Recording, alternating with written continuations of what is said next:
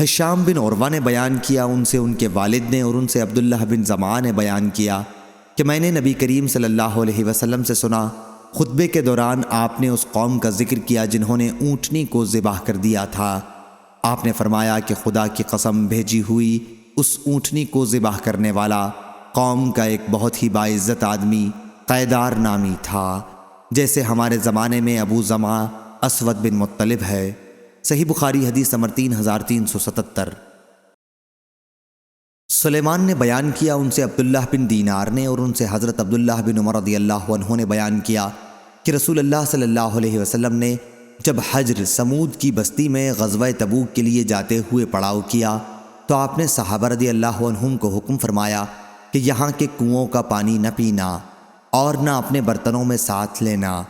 صحابہ رضی اللہ عنہم نے عرض کیا کہ ہم نے تو اس سے اپنا آٹا بھی گوندھ لیا ہے اور پانی اپنے برتنوں میں بھی رکھ لیا ہے۔ حضور صلی اللہ علیہ وسلم نے انہیں حکم دیا کہ گندھا ہوا آٹا پھینک دیا جائے۔ ابو ذر رضی اللہ عنہ نے نبی کریم صلی اللہ علیہ وسلم سے نقل کیا ہے کہ جس نے آٹا اس پانی سے گوندھ لیا ہو وہ اسے پھینک دے۔ صحیح بخاری حدیث نمبر 3378۔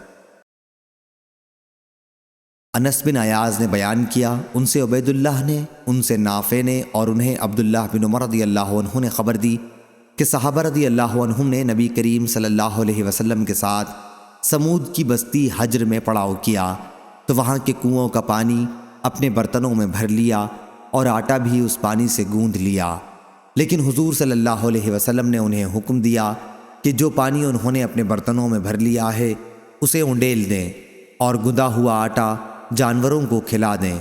اس کے بجائے حضور صلی اللہ علیہ وسلم نے انہیں یہ حکم دیا کہ اس کنویں سے پانی لیں جس سے صالح علیہ السلام کی اونٹنی پانی پیا کرتی تھی۔ صحیح بخاری حدیث نمبر 3379۔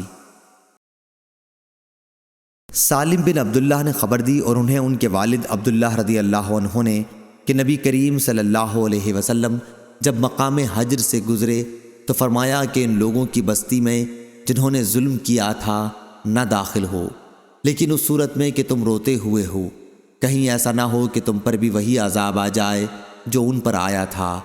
پھر آپ نے اپنی چادر چہرہ مبارک پر ڈال لی۔ آپ اس وقت کجاوے پر تشریف رکھتے تھے۔ صحیح بخاری حدیث نمبر 3380۔